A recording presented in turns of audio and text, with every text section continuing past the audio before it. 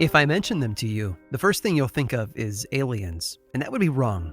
Sadly, that's the first thing most people imagine when they hear about crop marks. They see elaborate patterns, flattened stalks, and something that looks like a corn maze. But crop marks are actually something else. Yes, they are patterns visible in a field, but their origins aren't from up above, or even from tricky locals. No, these crop marks originate from below. And it all has to do with archaeology. Here's how it works. In places where there used to be a ditch that became filled in over time, the crops planted above those spaces have more fertile soil than the areas around it. So in times of drought, the plants growing above those ancient ditches look more green and lush. Wherever there are walls, though, the opposite happens.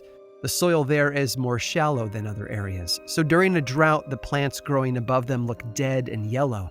And if you add in the invention of the airplane, you have a recipe for discovery, which is what has happened in England for decades. There are far too many examples to list here, but every time the weather gets overly dry and hot in the English countryside, it becomes possible to fly over normally green fields and spot shapes, the outlines of long-forgotten buildings, the contours of a Roman road, even the ring-shaped remnants of ancient Iron Age burial mounds. Through crop marks, we can see how the archaeology below has an influence on the world above, and it's incredible. But sometimes the opposite has been true. For thousands of years, the things above us have altered the way we live our lives down below. It's a realm of folklore that might seem boring and predictable, but in reality, it's one of the darkest homes of our weirdest behavior. And I promise you this, you'll never look at the sky the same way again. I'm Aaron Mankey, and this is Lore.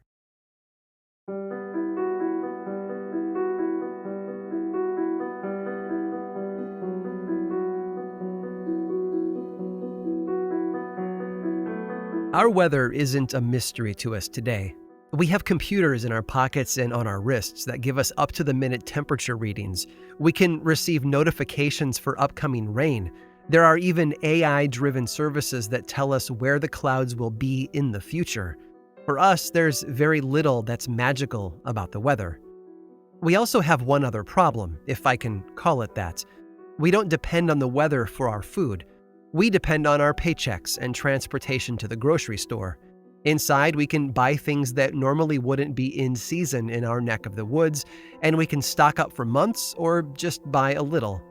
But thousands of years ago, life was incredibly different. Bad weather could threaten the lives of entire communities or regions. Drought or flooding, or even things like hail could wipe out months of effort spent growing the crops that our ancestors would need to survive throughout the rest of the year. And for them, how it all worked was a complete mystery. Because of all this, ancient preoccupation with the weather took on two different flavors. The first was passive and had to do with reading the signs, because if they could understand what the weather was going to do, they could prepare and act, right? So they did things that gave them the illusion of access to that sort of information. And some bits of it are still here today. What is Groundhog Day, if not the modern practice of divination with an animal oracle? And if you've lived in New England for more than 5 minutes, you've probably heard someone recite that old favorite, "Red skies at night, sailors delight. Red skies in morning, sailors take warning." All these millennia later, we still think we can do it. Just read the signs and all will be revealed. They are holdovers from another age, when people desperately needed to know what to do and looked for any sign they could find to guide them. But that also leads us to the second form of preoccupation our ancestors had with the weather, actively trying to control it. For a very long time, humans were convinced that they could influence the weather with their behavior. And before you scoff at this and make some comment about how you're glad we've left all that behind, think about how many times someone has said to you something like this: "Well, I packed my snow shovels away in the garage, so if it snows tomorrow, you can blame me." It has an element of magical thinking, doesn't it? That we can do things in a certain way, and if we do, the weather will bend to our wishes. So is it any wonder that our ancestors had so many weather-focused gods? In Egypt, there was Horus, who was, among other jobs, the god of good weather. Another Egyptian god, Set, represented the opposite side, the storms. The Greeks had Zeus with his big white beard and hands full of lightning bolts, ready to throw them at us. And Tempestus was worshipped by the Romans as the goddess of sudden weather and storms. Oh, and who could forget Thor, of course, with his own connection to thunder and lightning. Centuries ago in Germany, it was common for farmers to gather up earthworms and dry them over a fire in order to prevent too much rain. Why? Because people noticed that worms dried out during dry weather, so they treated cause and effect like a recipe for a magical spell. They also had another bizarre tradition there in the Rhineland. You see, they noticed that whenever it was about to rain, the crayfish would crawl out of the river and onto the shore. So whenever they needed rain, a group of naked maidens would enter the river and then crawl out like a crayfish, hoping it would nudge the rain into action. Roughly 2,500 years ago in China, a philosopher named Yan Ying was asked by a local ruler how he might encourage rain to fall on his crops. The teacher instructed him to strip naked and go into the woods, essentially exposing himself to the elements. Some scholars today think the idea was linked to the belief that the gods would take pity on such a defenseless person. In this case, it worked. As a result, similar exposure rituals continued to be practiced for nearly 2,000 years. Right up there with traditions like that are the rain-making rituals of a good number of Native American people groups. Almost always in the form of a dance, these rituals were designed to call down rain on dry crops. Participants would wear clothing decorated using special colors and patterns, and sometimes even masks used only for those occasions. I hope it's clear just how desperately our ancestors wanted to control the weather. From prayers to invisible gods and ritual dance ceremonies, to running naked through the forest or cooking worms over a fire, the people who came before us expressed their need for control over the weather in some pretty unique ways. But as is always the case with folklore, it gets much more weird. And to see what I mean, we need to pack up and travel deep into Europe, because the things we can dig up there are beyond disturbing.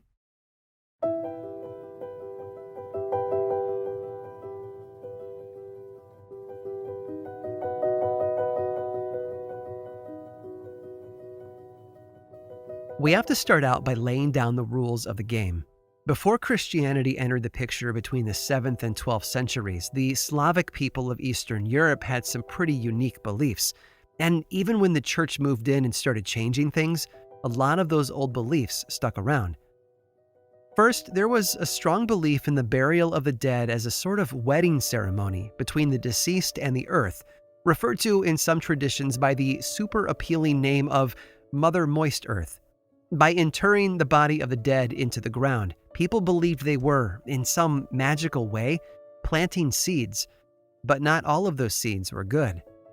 You see, another prominent belief was that some dead people were clean and others were unclean, spiritually speaking, of course. If someone lived out their long life and died of natural causes, they followed the plan laid out for them by God and were therefore clean. But if death came about for other reasons, murder, suicide, tragic accident, or plague, or they lived lives that brushed up against evil forces, like drunkards, witches, and sorcerers, then they were seen as unclean. I think you get the idea. Now, if you combine both of those ingredients into a single dish, their views on unclean bodies, plus the wedding union of Mother Earth with the dead, you get something unique and disturbing. The belief that planting bad seeds can only lead to evil outcomes. Only the dead who were deemed clean were allowed to be buried in the churchyard, and if that rule was broken, bad things could happen. And of course, in an agricultural society, a lot of those bad things were weather-related. Drought, destructive winds, excessive rain, you name it. If it harmed the crops, the unclean dead were to blame. It was another of those cause and effect relationships that had been turned into a magical ritual. Sin was punished by God, so if sinful people were honored by their community, God was believed to deliver wrath and judgment through the weather. Granted, the list of things that made people sinful would cause most of us to roll our eyes today, but in that place, at that time, this stuff was the simple truth. For example, in 1606, a pretender to the Russian throne was assassinated. He had a lot going against him, too. He was suspected to be a sorcerer, he was clearly a traitor, and he died an unnatural death through murder. which is why people got worried on the night his body was thrown into a grave in Moscow, only to see the city gripped by a vicious early frost that killed off everything from crops to trees. So how does someone fight back against powerful supernatural mechanisms like that? Well, you dug those unclean bodies back up, that's what. In fact, all throughout Eastern Europe, there are stories of bodies being disinterred because of bad weather. And honestly, they are disturbing.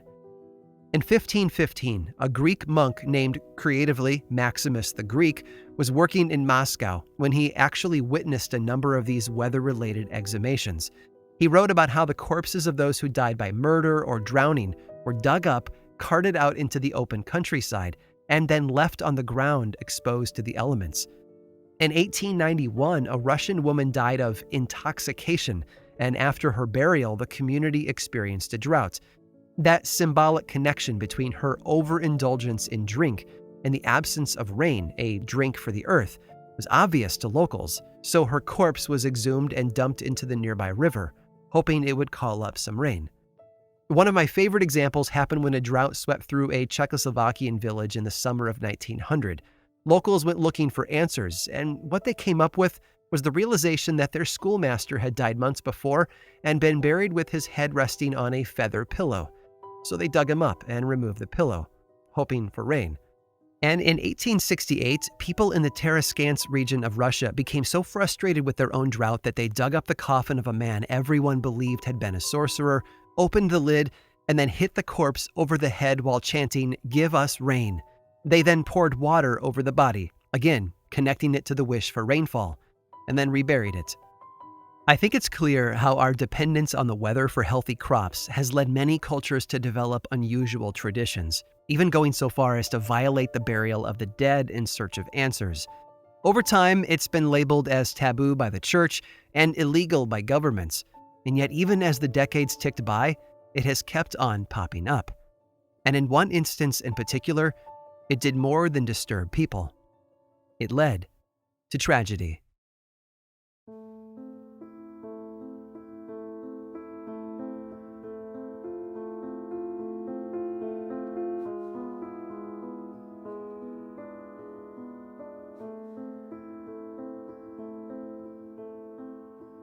Like a lot of similar stories, this one begins with a drought, but also a bunch of political unrest. You see, in 1905, the world in Russia was changing. Tsar Nicholas II had watched his country rise up in a revolution, ending only when he delivered some of the important things they'd been asking for, a semi-representative government and partial freedom of the press being two of the biggest. In a lot of ways, it seemed like the old ways were passing away and new modern ways of living were about to appear. But far south in Crimea, the past still had a stranglehold on the people there. So when a terribly hot and dry summer gripped one community, the people became desperate. I mentioned earlier that there was a long list of things that made someone unclean. It might be the unusual way they died, or it could have been their occupation or reputation in life that earned them that title. And one of those bad occupations was known as the opier. In a lot of instances, the word opier is translated as a sorcerer. But because these people were believed to possess the power to literally drain the life out of people and animals, it was sometimes translated as another, equally familiar creature, a vampire. There's a lot going on in that connection, all of which would take too long to dive into here. But just be aware of how that network of evil, from deviant, unclean burials to sorcerers and witches, all had an impact on how people saw their world. And when that world started to die around them, people became very afraid. In this particular Crimean village, in the summer of 1905, the drought drove people to remember how an old man had died months before. And despite being known as a sorcerer, he had been buried inside the town. So the people there began to plan how they might remedy the situation. And you guessed it, they were going to dig him up and then douse his corpse with holy water. Now, while the villagers were putting the finishing touches on their plans, someone knocked on the door of the local priest, a man named Father Constantine, and invited him to come along. And I know that sounds odd. The church had publicly been fighting rituals like this for years, after all. But in a lot of communities across Eastern Europe, local priests were secret allies. sometimes visiting the graves of those seen as unclean and sprinkling holy water on the soil above them, so they assumed Father Constantine would want to come and help. That night, the ritual began. An entire procession of people marched out from the center of the village, some of them armed with shovels, while others played flutes and fiddles to give the disturbing moment its own soundtrack. According to the newspaper article that came out a few weeks later, once they reached the grave, the villagers dug up the coffin, opened the lid, and then yanked the corpse of the dead wizard out of it. Then, after propping the body up against the base of a tree, as if he were sitting, 40 to 50 of the villagers danced around it, all while musicians carried the tune. And that was when Father Constantine showed up. At the sight of him, the villagers cheered, referred to as joyful greetings in the later newspaper accounts, and welcomed him into the circle. But that's when the priest told everyone that he hadn't come to help after all, but to put a stop to what he called superstition and barbarity. So the crowd reacted the only way that they knew how, through fear. They accused the priest of also being a wizard. Why else would he come to stop their plans, after all? And because of that fear, and more than a little vodka, according to the newspaper account, 4 of the men grabbed the priest and tossed him into the open grave. Then, as he lay screaming inside the open coffin at the bottom of the pit, the villagers picked up the corpse of the sorcerer and dumped it back in, right on top of the holy man. After that, they grabbed their shovels and quickly pushed all of the stones and soil they had previously removed back into the hole, sealing them both in forever.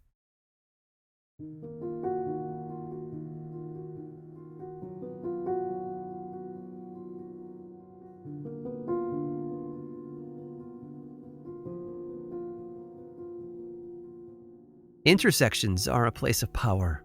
And if you study folklore long enough, you'll start to notice how so many of the most fascinating beliefs are born at the intersection of 2 typically natural forces.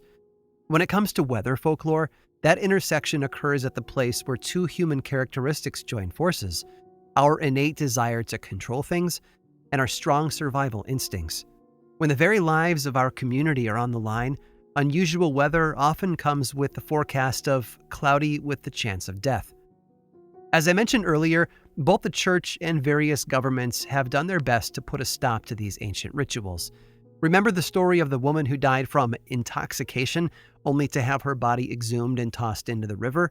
While the community itself believed it was essential, 6 people involved in the ritual were still arrested and sentenced to time in prison. It's a story of the back and forth, of ancient fears and magical solutions, battling with what many people view as logic and rational thought. It's a story of the staying power of folklore and how entire cultures can rise and fall, and yet their traditions can live on. And it's a story of real people with real problems doing the best they can. And in Crimea in 1905, that manifested in the unusual graveside ritual that ended with the grave being refilled with an extra occupant, a living human being, no less. And as you'd probably guess, the village was abuzz with whispers about what had happened. Honestly, how could they not talk about it, right? The very next morning after those dark events, 2 women felt compelled enough to visit the local authorities and tell them what happened. They had hope, however thin it might be, that if people acted fast enough, Father Constantine might be saved. Men were sent to the graveyard, and the loose soil was once again lifted out, 1 shovelful at a time. When they reached the priest, he was silent and unmoving, but they pulled him out, still hopeful, and handed him over to a team of physicians. And those doctors worked for more than an hour to resuscitate him. Sadly, it wasn't meant to be. That cold, dark grave had become an instrument of death, a sudden end to his life's journey, and the beginning of another from which there was no going back. All of it, from start to finish, driven forward by the engine of fear. And did it help? Did the drought end in a massive shower of rain that answered all of their prayers and justified their desperate actions? Of that, we have no record. But then again, that's never the point, is it? Because when it comes to magical cause and effect beliefs like this, only one truth is ever recorded. If you can find a way for it all to make sense, then any means will justify the end, however deadly they might be.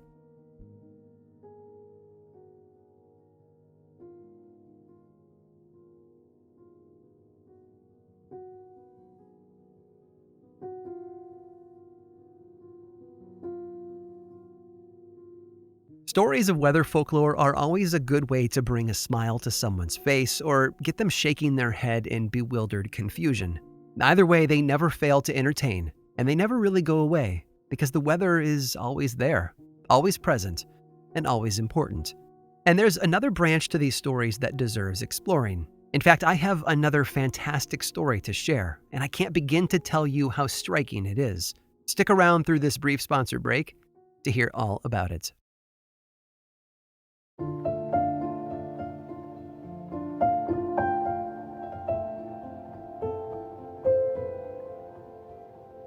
It's hard to imagine bad weather, especially the sort with thunder and lightning, without the Norse god Thor. And my guess is, even if there used to be a few people who had never heard of him, a decade of big-budget superhero films probably filled in the blanks. But don't let the spandex and leather outfits fool you. Lightning was a big deal for our ancestors.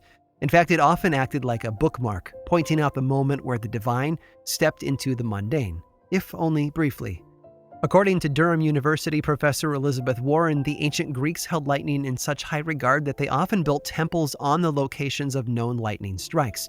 And the Romans, who came after them, had their own reverence for it, requiring anyone killed by lightning to be buried right there, where the tragedy happened. Oh, and if someone broke that rule, they'd be sacrificed to Jupiter, the Roman pantheon's version of the Greek god Zeus. Because of course. In Russia, people killed by lightning strikes were classified as, you guessed it, unclean. And that included things like house fires caused by lightning. In fact, if your house caught on fire thanks to a freak storm, not only were you discouraged from rescuing any of your possessions inside, but it was also recommended that you use unusual liquids to put it out. Things like beer or milk were preferred. Again, this was all part of their worldview that saw God dishing out divine punishment from high above. Most saw lightning as a marker that highlighted the sinful, and if their house or life were destroyed, it had to be for a good reason, right? Today, I think we worry less about lightning strikes, and the stats help us with that. Back in 2020, the National Lightning Safety Council, yes, that's a real thing, published a helpful report. Between 2006 and 2019, only 418 people were recorded as having died from lightning strikes. But those tiny numbers, statistically speaking, hide real pain. And while it happened long before that report was ever written, there's one story in particular that I think illustrates the danger of lightning and why ancient peoples universally feared it. It began on the evening of July 23rd of 1857. Robert was a worker at the Navy Yard on the northwest edge of Brooklyn, and he lived nearby at the corner of High Street and Hudson Avenue. And that evening, as he had probably done a number of times before, Robert left home on an errand. He'd made the walk many times. Living there with his wife and 2 kids meant that he knew exactly where to go to buy just about anything he needed. And that night in July, it was a handful of groceries, which meant a trip down to Lafayette Avenue. The sky above looked dark when he left home, but it was also evening, so I'm guessing Robert didn't fully realize why there was so little light. But on his way there, the wind picked up, that sort of cool, sharp breeze that comes in ahead of a storm. Maybe he picked up his pace a little. He certainly didn't turn around and go home, though. Once there, he did his shopping as planned, but I can imagine the sound of the wind could be heard through the shop's open windows. So after paying for what he came for, he headed back out, this time walking with a bit more urgency. But almost immediately, the sky opened up and drenched him with a shower of rain. And then, it got worse. Thunder rumbled as he walked, and soon enough the rain grew thicker, less of a shower and more of an assault. And every few steps, the darkness was ripped open by a flash of lightning. I imagine it wasn't long before Robert decided that it would be best to step out of the storm and wait for it to pass, so he looked for some shelter. What he found was the front step of a brownstone and the decorative stone casing that wrapped around the wooden door. It didn't provide total protection, but it was enough to stop the rain and let him dry off a bit. And it was at that moment that the lightning struck. The bolt connected with the brownstone high up on the roof, back at the rear corner of the house. But electricity is a lot like water. It flows by nature, following the path of least resistance. and that path took the lightning through the wall of the house, down to the second floor, and then forward to the front. From there, it continued downward, eventually connecting with the top of the stone casing around the door. The wet stone casing. That entire journey, of course, only took a second or two, way too fast for anyone to notice at the time. But as the lightning passed through the house itself, the windows on the front of the building exploded outward. And at that very same moment, most likely, so too did Robert McKnight. Actually, exploded might not be the best term to describe what happened to him.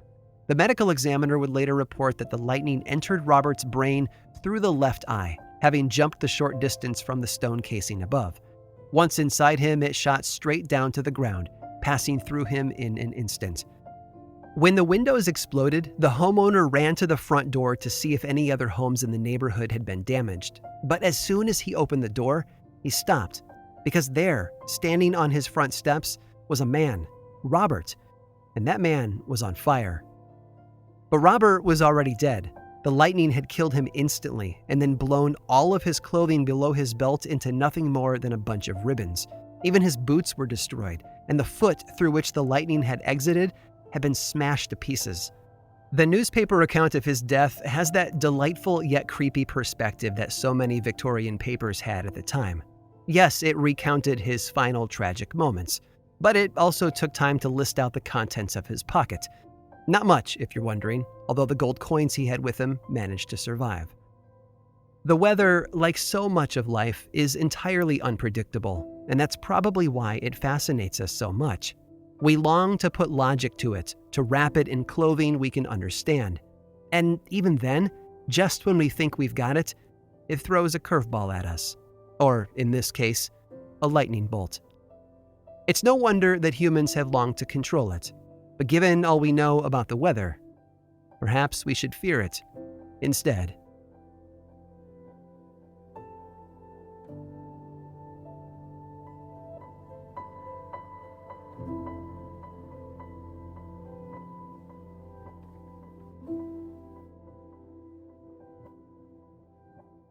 This episode of Lore was written and produced by me, Aaron Mahnke, with research by Sam Alberti and music by Chad Lawson.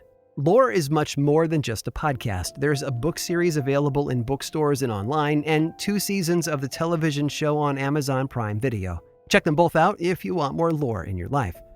I also make and executive produce a whole bunch of other podcasts, all of which I think you'd enjoy. My production company, Grim and Mild, specializes in shows that sit at the intersection of the dark and the historical. You can learn more about all of these shows and everything else going on over in one central place, grimandmild.com. And you can also follow this show on Twitter, Facebook, and Instagram. Just search for Lore Podcast, all one word, and then click that follow button. And when you do, say hi. I like it when people say hi. And as always, thanks for listening.